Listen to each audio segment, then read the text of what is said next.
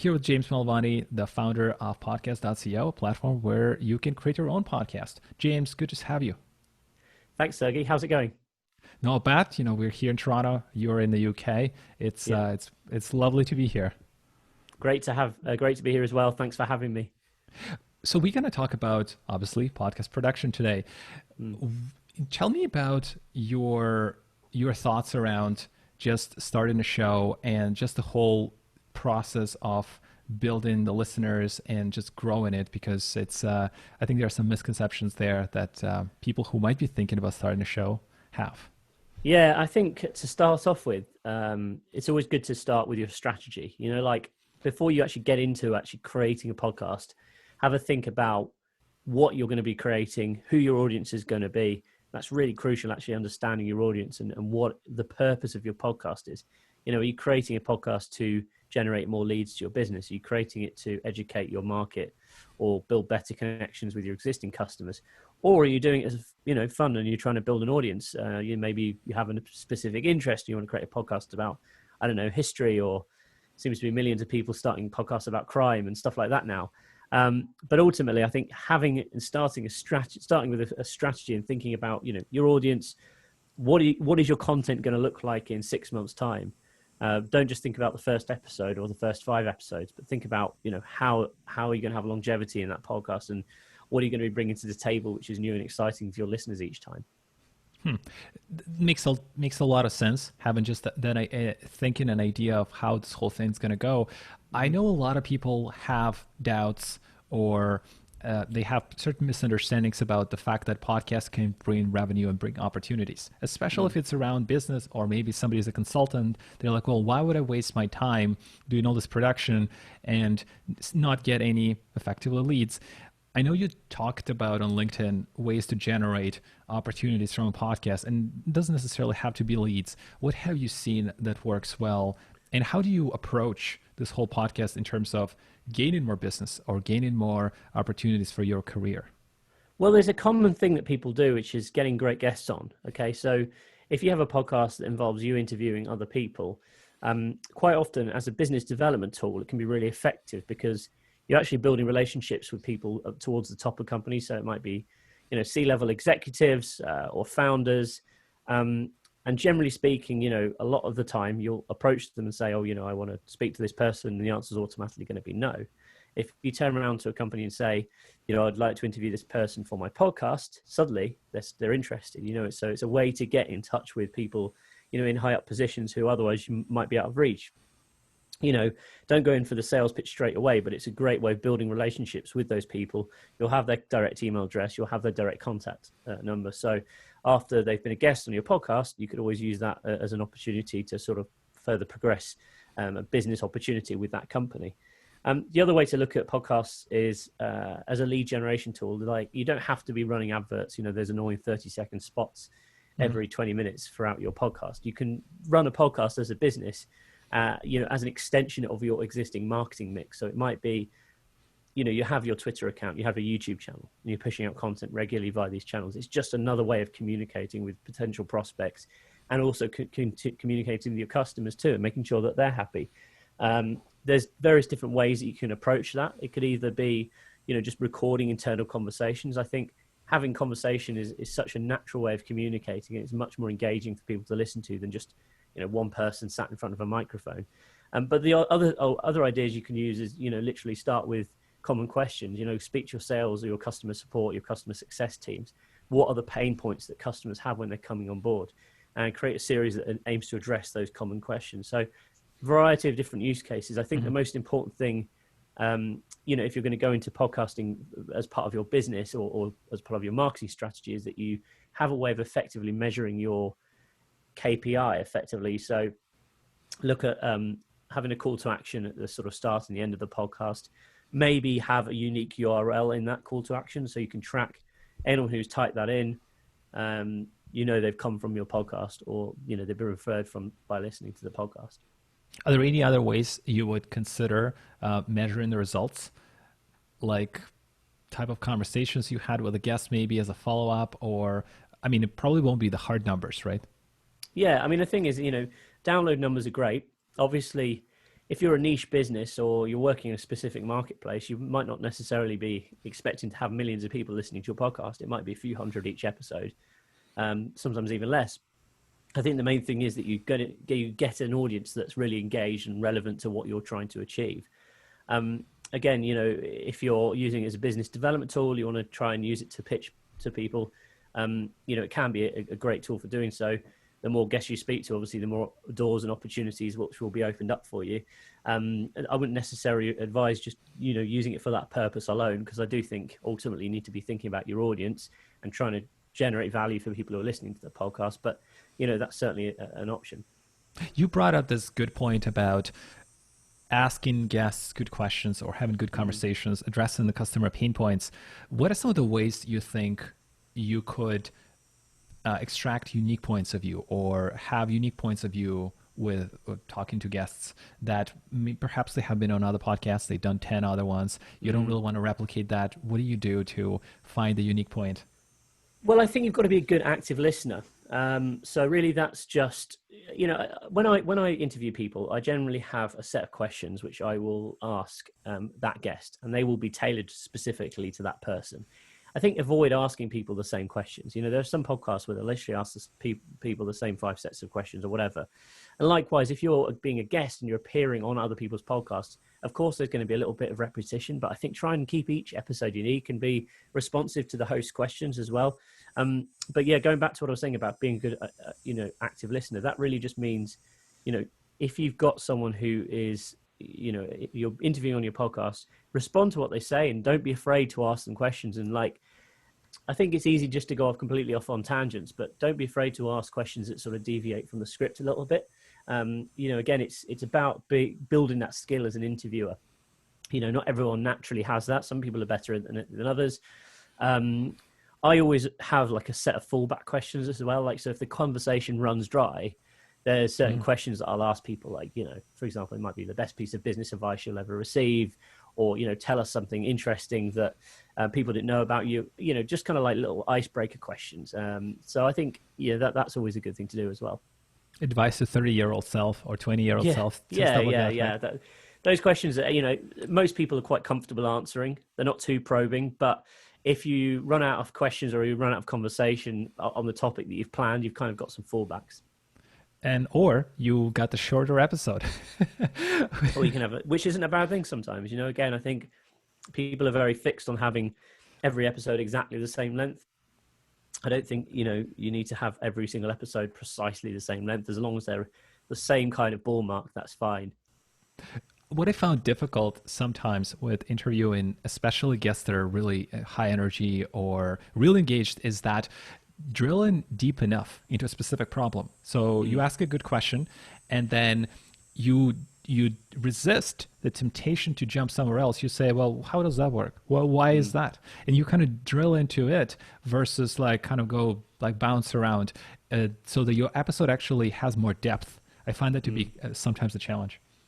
Yeah, I think so. Obviously quite often the problem with guests, and I've had experiences before where sometimes you get a guest who comes on and they're straight away, they're just going for the pitch. They want to just pitch their product or their service or their business. And, I just find that really annoying because, yes, of course, there's opportunity for you to talk about your own products and services, but don't do it straight away. You need to give some value up front. And, I think, again, it's just, I think when you're interviewing someone, sometimes you'll just pick up on certain things they say and you think that sounds really interesting. And if it's about that skill of saying, right, okay, that's kind of interesting. And let's ask them more about that particular thing, that experience they've had, or that sort of gem of knowledge that they've imparted. Let's dive in a bit deeper there. Do you prefer do pre-interviews, meet with a guest before the podcast, 10 minutes, maybe on a different day to just understand them a little bit more? Or do you do it in one go, just before you start rolling? Well, I've done both. I mean, I think sometimes, it's good to have at least a basic understanding of who the guests are going to be. I'll hold my hands up. There has been the odd occasion, not very frequently, but sometimes I've literally been very last minute and I've literally known nothing about that guest. That's not a good position to be in. I think you need to at least have a look at their very minimum look at their LinkedIn profile and see what companies they've been involved with. But also, having a pre-show chat can sometimes be beneficial for both you and the guest. I think sometimes, especially with a guest, if they're not used to appearing on podcasts, if they haven't been through that process before, it can sometimes be a little bit intimidating. So I do think, sometimes meeting with them before, or maybe sending over the list of questions in advance can be useful. It puts them at ease, and they'll feel a little more comfortable when they go into the actual interview then. I found the pre-interviews work extremely well, like you just said, with guests who haven't done it enough Yeah, times. yeah, It yeah. works so well. They're so comfortable. The interview you get is amazing Mm. after. Well, that's true. Yeah. I mean, I guess the disadvantage to pre-interviews is just time. Like I did, I set myself a challenge to do 30 podcasts in 30 days back in kind of May, June time. And I would have never been able to do that if I spoke to every single person. That would have been 60 conversations, which would have been crazy, right? So, It's but tough. I think, as a minimum, just try and have a little conversation before you actually hit the record button. Yeah. Just so you've both got an understanding of, each other and what the content's going to be like for that episode. Do you like shorter episodes and more of those? Focus on volume, or do you like longer episodes and do fewer, or you'd say it's all contextual? I think it depends. There's different things for different people and different audiences. For me, I like shorter episodes, and my personal listening habits are not very consistent. Like I don't really, and the same with TV. I find it very difficult to get into like 24-part Netflix series. I just don't have the time or the attention span. So when I listen to podcasts, I'll just listen to different episodes of different podcasts and kind of jump in and out, versus just saying, right, I'm going to literally kill this 300 episodes, which have done a start from there. I just don't have the time to do that. So I might listen to one episode and then I'll miss a couple and then I'll listen to another. So I think for people like me, obviously having each episode unique is good, but then obviously there's quite a lot of podcasts that are based on like series, so you need to listen to the previous episode to have an understanding of what's going on. But again, there's just different things for different people. I don't think there's like a consistent, clear answer to that question, really. Yeah, I mean, I think everybody kind of has their own approach, and I think a lot of people try to shoot for Joe Rogan style shows where like you really can't, because you don't have that massive audience and that brand. So like you can't really grow it, right? Like you can't really have a meaningful conversation that somebody's going to listen all the way to about life without Yes. having actionable insight. Yeah, I agree. I think you need to, 2 hour conversation about with someone it's kind of quite difficult. I think as a rule of thumb, most podcasts, 20 to 30 minutes, it's a kind of a good amount of time to record for. You're not going into ridiculous amounts of detail about crazy stuff, like you said. But also, you can get enough value in 20 or 30 minutes. And also think about the person who's listening's time. What are they doing? A lot of people obviously listen to podcasts while they're, in the gym or driving to work or on the bus or the train or whatever it might be. So, making it accessible in that respect is always a good plan. What do you think about growing podcasts? Any things that you think people should do consistently? If they have a podcast, obviously they should be producing episodes consistently. Any Yep. other things they should be exploring doing regularly to keep growing it? Not in massive ways, but in steady, step by step. Well, I think first of all, make sure that you're making your audience aware when a new episode is released, because not everyone is going to be subscribed. And, like I mentioned earlier, people like me, I'm subscribed to lots of podcasts and I'll easily miss an episode. So, make sure that you're saying to people, look, there's a new episode out, go and listen to it. Secondly, sell the benefits of why they should listen to it, because there's so much noise out there now.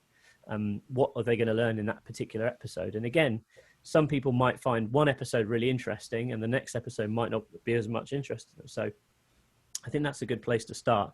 And lots of people don't seem to do that. They'll just push an episode out and kind of hope for the best. There's no sort of secret to promoting or getting momentum. I think this is a question I get asked a lot. People will say to me, what's the secret to growing a podcast? Well, there is none. It's kind of just like, you've got to do what everyone else is doing, work really hard, make sure you're being consistent, and also make sure your episodes are interesting enough. And of course, it's becoming more and more difficult because there are more people going into podcasting now. So, I think if there's going to be a secret more than anything, it's got to be trying to put some unique spin on it that not everyone else is doing, or trying to do something that, maybe is a first for your industry, because there are still some industries where there's not a podcast, or there's not very many podcasts. So the more specific, I think, the sort of more niche you can be, in a sense, the more likelihood you have of succeeding. What do you think about type of posts promoting a show on social media in terms of formats? I know you do beautiful slide decks on LinkedIn. They Yes. stand out. I really like that color at the background. Yeah. Do you experiment? Like, what's some of the things you've seen work well that you would recommend maybe people to explore? Short videos, slide decks, any things like that? I think so for me, my personal brand is something that I've really been focusing on a lot this year. Interestingly, at the moment, we're producing like a 4-part series on personal branding, and I don't claim to be an expert. It's something that I've been learning a lot about. I've built businesses and built my company brands very well over the last few years, but I've never been really pushing much content out as James Mulvany. So this is something that I wanted to change. I think LinkedIn for me has been really successful, but for example, looking at like Instagram, I'm not doing very well on Instagram. Maybe it's just not right for me. If I was someone who was an expert in, I don't know, health and fitness or designing t-shirts or something, I'm sure Instagram would be a fantastic platform for me, but it's not. So I think it's about maybe identifying the platforms that are right for you and your audience. Again, I'm enjoying YouTube. I'm getting good results from YouTube, and making the content link back to each other. So it's kind of, the podcast should really just be one part of your strategy as a whole. So I think you need to be thinking about, what content can you create around that? Also repurposing, like you say, you can easily take a podcast, take quotes out of it. You can turn it into a video. You can turn it into sort of short form videos, audiograms that you can then post on Instagram or LinkedIn or whatever platform you like. So yeah, it's just making sure that you're consistent with that. And again, one of the downfalls to it is, it takes a lot of work. If you want to create all this content, you've either got to try and outsource it or do it all yourself. Or if you're lucky like me, you might have a team that work with you who can kind of do a lot of the stuff for you. But ultimately, it's just about the consistency and just making sure that you're kind of spreading it across all the platforms. But then I think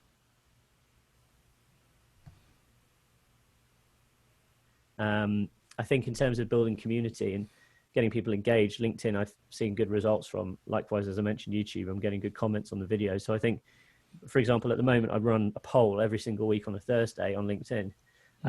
Generally speaking, they're about podcasting. So it's kind of a good way of getting community talking about certain things. And I think everyone's got an opinion. So if you post a poll, it really naturally is just an encouragement of an extension of discussion. So people will give their vote on what they think of the, whatever their opinion is. So today's poll was on, do you make money from your podcast? Either no, I've seen that one. yes. Yeah. So it was either like yes through adverts and sponsorship, yes through generating leads, or other, please tell me. And immediately, you tend to get people commenting saying, well, yeah, I'm thinking about making money, but I don't. Or, I've found it a great tool to generate leads for my business. So I think, it's about getting that discussion going. And again, it links back really to your podcast. Make sure that you're giving people the opportunity to provide a feedback. I think where podcasting falls down as a medium compared to other platforms is there's not like a clear way of actually encouraging discussion, so obviously, the benefits are you can push it out to all these different platforms. So, you can be on Spotify, Apple Podcasts, Google, Overcast, and various other platforms. But there isn't a single way where people can actually provide feedback. So maybe having an email address on your podcast, asking people to communicate, or sending them to a group, or sending them to a website where there is the ability to actually discuss, is always powerful. I was speaking to a VP of content at Drift, this chatbot company, Mark Keelans, and I actually asked him, so what do you think about webinars versus podcasts? And he said, I'm amazed at the fact that podcasts still, after all those years, have no idea how to identify the audience. You don't know exactly the person, right? So like to your point, you don't know who's listening, but you have to figure, and it's a one-way dialogue. It's not a dialogue, it's a monologue. We're just pushing stuff, and you can't really engage the audience. Versus a webinar, I mean, sales tool, of course, it's very much a demand gen piece, but at least you have a bit of a dialogue with people, you know who they are. So to your point, like figuring out a way to talk to people on your show, or maybe outside of the show.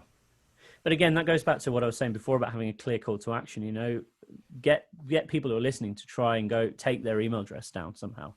Say you can either join a club for exclusive episodes that aren't on the podcast, or it might be, give me your email address and you can sign up to my newsletter, or, I'll give you a free video course, or whatever it might be. But to have some kind of call to action where you can say, anyone who's actually listening, then send them to a simple web address that you can track, so you can see the number of people that are coming to it, and it doesn't take them ages, or it's not really complicated to type out. Just register a domain name just for that. So jamespodcast.com or whatever. And give them an incentive to actually encourage them to go onto that site and type that email in. So then that person's listening. When you are growing your personal brand, James, where's your main hub? Do you hope your audience goes on your website? Do you hope that you keep them all on LinkedIn? Do you drive them to the email list? Where do you hope them to channel? What would be the main place you would prefer your audience to hang out? Well, that's an interesting question, because as I say, I think it is spread out. I think there isn't just one place that you go get people to subscribe to. Yeah, I've got a website, so my site's jamesm.com. And if you go to jamesm.com/connect, I've got like a list of all my social media links on there. So, again, when I go on a podcast and speak on someone else's podcast, it's an easy URL to read out and type in. But, I think it's about, again, different forms of content for different types of your audience. The personal brand also is about driving traffic to my main company. So radio.co, podcast.co, and matchmaker.fm are three different brands that I run. So most of the content I'm putting out is either relating to radio, podcasting, building an audience, or connecting podcasters and guests, which is what Matchmaker does. So it's really just a case of sometimes people like to buy from people versus buying from a brand. So we have social media channels, we have content underneath these three brands as well. But as James, I'm starting to push out more and more content, which is funneling people to these three brands basically. But from the engagement perspective, where people have conversations and chats, you'd say it will be LinkedIn for you. Yeah, I think LinkedIn's doing really well. As I say, I'm paying more and more attention to it. Another benefit with LinkedIn, and great way of engaging with people, is doing live broadcasts. It's a feature that's in beta. I've been lucky enough to have access to it for probably about 6 months now. So I have like a weekly live stream called Working Lunch. Every single Wednesday, different guests talk about business. I did it solid for about 4 months, had a little month or two break, and I've just started it up again recently. And again, it's great to encourage conversation. Because you're live, you can take questions and you can answer people on the fly. And I think that's really powerful in the sense that, if you answer people's questions there and then, it makes them feel special, right? It makes them feel like they're engaged with what's going on. And again, that's kind of one of the benefits to doing stuff live versus pre-recording. You've got that element of communication, that element of real timeness to what you're doing. Yeah, it's super engaging. It really, really is. Why don't we talk about Matchmaker? Because anybody who runs a podcast, primarily, they always have a challenge like, how the hell do I find the guest? It's difficult. Yeah. Where are you going to go? You hit them on LinkedIn, you find their cold email, you try to chase them at the conference. There are all sorts of ways to do it. Let's talk about Matchmaker. How do you do it? What's the concept behind it? How this whole thing works? Well, I mean, I'll sort of give you a little bit of background. So it was probably about May, June last year, 2019. We just launched podcast.co. We wanted to create a funnel because obviously we knew a lot of podcasts are based on having guests on, doing interviews, that type of thing. So we created a couple of landing pages on the podcast.co site, which were like, if you're looking for interesting guests, please complete this form. And the other one was like, if you're looking to get booked on podcasts as a guest, please complete this form. So we have these two Google forms up, which effectively were like creating a profile for these people. So it's like, what are your areas of expertise? If you're a guest, what could you bring to the table in terms of, your experience, etc. And if you're a podcaster, it was like, what sort of guests are you looking for? What kind of guests would you like on your show? And we noticed that more and more people were completing these effectively these lead capture forms we've created, but we didn't actually have a platform to connect people. So we thought, wouldn't it be cool if we created that? So we kind of initially we sat down with our designer and we just came up with a concept called Matchmaker, and we sort of came up with the designs. And initially we had like a Tinder style swipe left, swipe right thing. We thought that'd be quite fun. I was just going to say, it sounds like a dating app. Yeah, well, this is the thing. We've sort of built it as Tinder for podcasters, and we had these designs made. We didn't really do much with them until sort of the end of last year, and we thought, well, okay, let's actually try and build this thing. We've got enough. We've got these leads through these forms, and as I say, initially it was really just a way of trying to sell them a podcasting platform. But we thought, let's try and get a platform where we can actually connect these two groups of people together, because we didn't have a way of connecting them. So we started creating the software. We launched in February this year, and it's grown pretty quickly. We've got, I think we're up to nearly 8,000 users now. And it's great to see that people are super engaged. So, the premise is really simple. It's just like, if you're looking for guests for your podcast, or, if you want to be booked on podcasts, share your expertise and kind of grow your personal brand, register on the site. The way it's free to sign up. You can connect just using your LinkedIn or Facebook profile, etc. And, you can be up and running in minutes. And sometimes, I have people messaging me saying, thanks for the recommendation. I've already got like 5 new guests on my show, or I've already been booked onto 5 different podcasts as a guest. So it's coming along nicely. And when you, James, so you sign up, you create a profile, and then what happens from there? You just browse, you get a chance to just pick the guests that you prefer, and if they're interested as well, then you'll have a chance to connect. Yeah, absolutely. There's a messaging tool, so you just it's just like using a chat feature, really. So you can browse guests based on various different filters. So the category, which is they're all based on like podcast categories. Interestingly, we've had quite a few people say to us the categories aren't granular enough, so we might kind of revise that at some point. But currently, we were like, okay, well, we're just going to copy the Apple categories, because most people's podcasts are under one of these categories anyway. So you can filter based on category. There's obviously a search tool. You can type in certain keywords.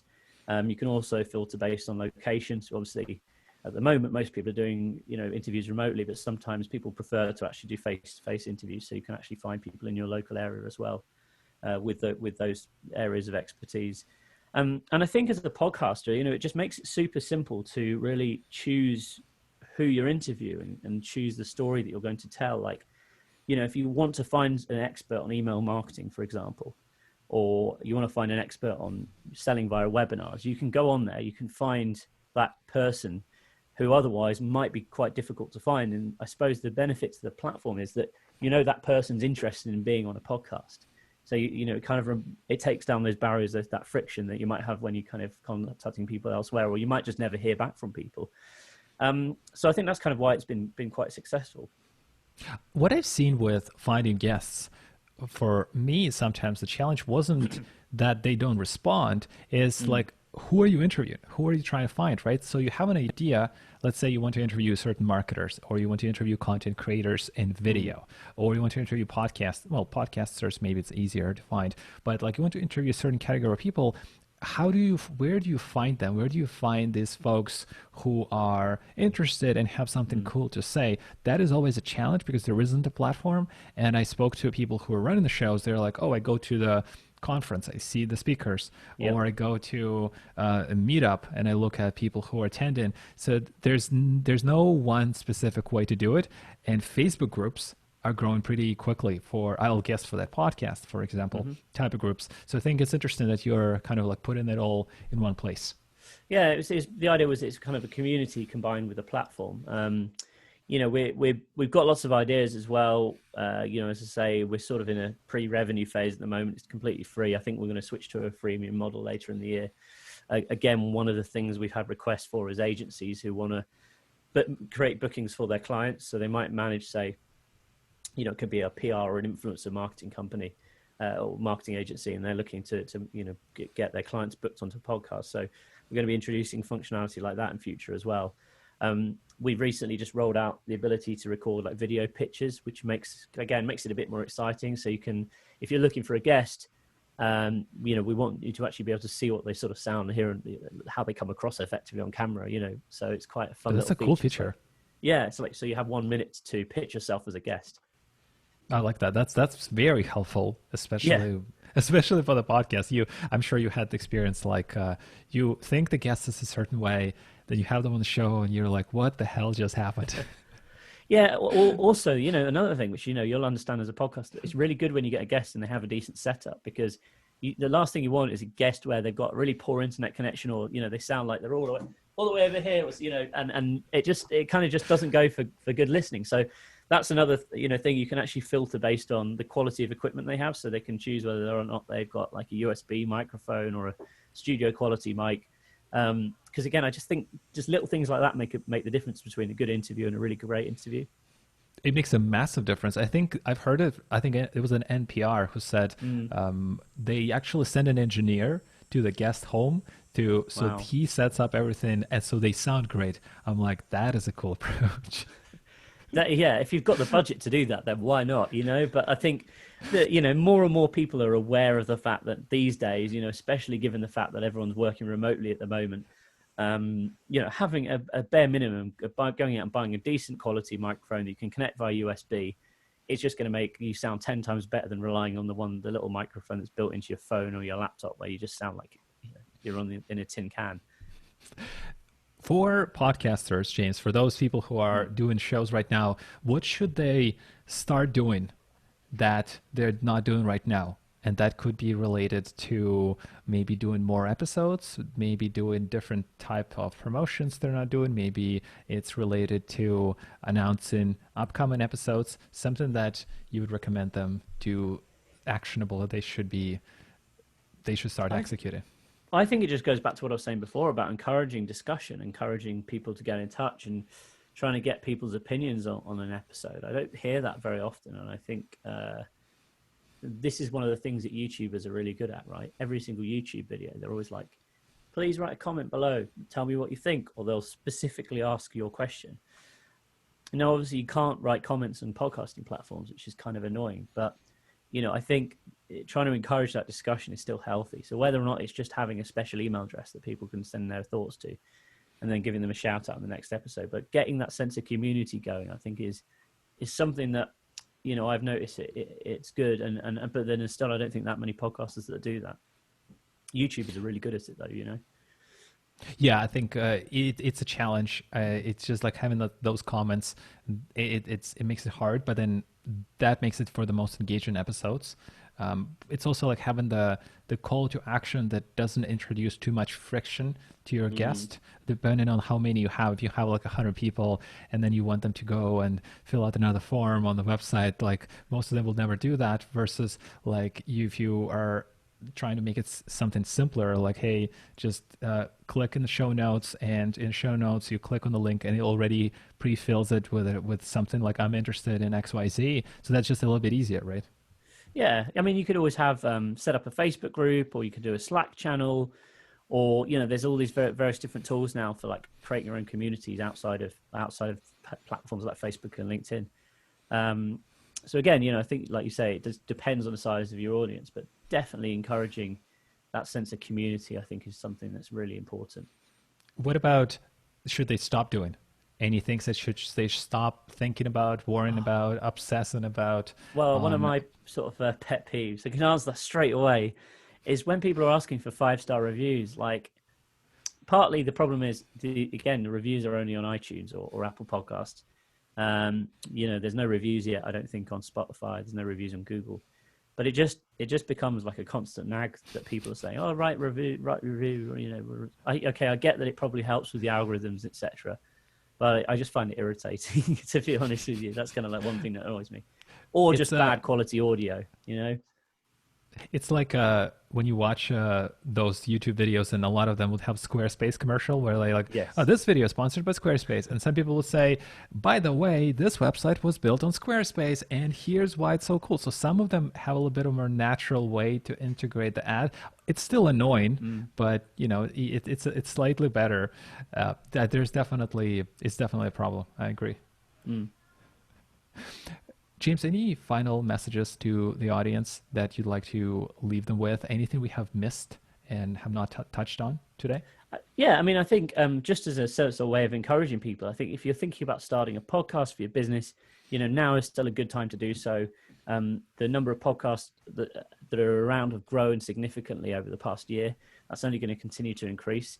But if you compare it to the number of say active YouTube channels or number of active Instagram accounts, it's still a tiny number. So there's still lots of opportunity there. So yeah, just to finish up with, I just think if you're thinking about starting, a lot of people will hold off. There's a lot of ifs and buts and they're kind of scared. We've got a great little course, which is free, which you can go to podcast.co/crash course, which will just talk you through the basics of getting a podcast up and running. And we'll link it in the show notes, so you guys can go check it out. Yep. Where's everybody can find you online, James? Sure. So if you want to check my social profiles, if you go to jamesm.com/connect, that's jamesm.com/connect, You'll find me on there. And also matchmaker.fm if you haven't checked it out already. It's completely free to sign up. Great way to get experiences being a guest on other people's podcasts. I'll be checking it out as well. James, it was a pleasure. Super fun. Thank you for being here. Thank you very much, Sergi.